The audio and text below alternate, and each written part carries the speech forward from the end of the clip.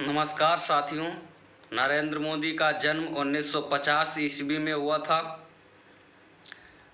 1980 में गुजरात विश्वविद्यालय से इन्होंने स्नातकोत्तर की शिक्षा ग्रहण की थी।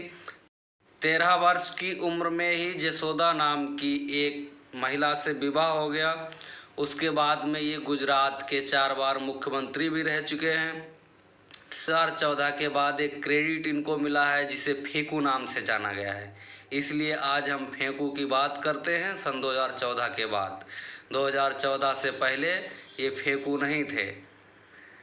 फेंकू इसलिए कहा जाता है क्योंकि 2014 के पूर्व सरकार बनने से पहले इन्होंने 2 करोड़ रोजगार युवाओं को देने की बात की थी। 10 करोड़ नौजवान को रोजगार देंगे, 10 करोड़ को रोजगार देंगे। और जनधन योजना के तहत 15-15 लाख रुपए हर आम नागरिक को देने की बात की थी। हिंदुस्तान के एक गरीब आदमी को मुफ्त में 15-20 लाख रुपए भी मिल जाए। हालांकि ऐसा तो अपनी बातों पे खरे नहीं उतर पाए। दूसरा फेंकू इसलिए कहा जाता है कि इन्होंने दोबारा सरकार सन 2019 में बनने के बाद वादा किया था कि हम भारत में 100 स्मार्ट सिटी बनवाएंगे।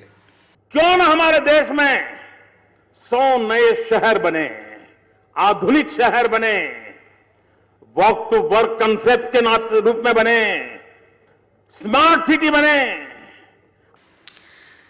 अमेरिका और जापान जैसी बुलेट ट्रेन चलाएंगे।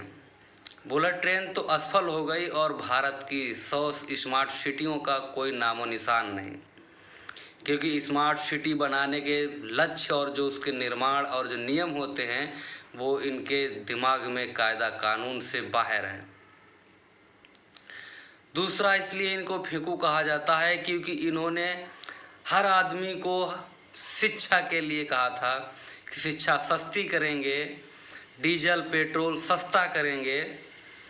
उसके बाद इन्होंने डीजल और पेट्रोल को आसमान तक पहुंचा दिया। हालांकि यहां तक कहा जाता है कि हम गैस सिलेंडर सस्ते करेंगे। फेंकू इसलिए कहा जाता है कि करीब 40 साल मैंने भिक्षा मांग करके खाया है। मैं लोगों के घर में भिक्षा मांग करके खाता था। मैं 35 साल तक भिक्षा मांग करके खाया हूँ। सिलेंडरों को दाम आसमान को छू रहे हैं। हालांकि नरेंद्र मोदी का कहना था कि बेटी बचाओ बेटी पढ़ाओ, जबकि अमित शाह का नारा यही एक अपोजिट था। फेंकू इसलिए कहा जाता है कि इन्होंने बेटियों को बचाने का दावा किया था, जबकि सिक्किम में ऐसे ही महिलाएं जलाई गईं।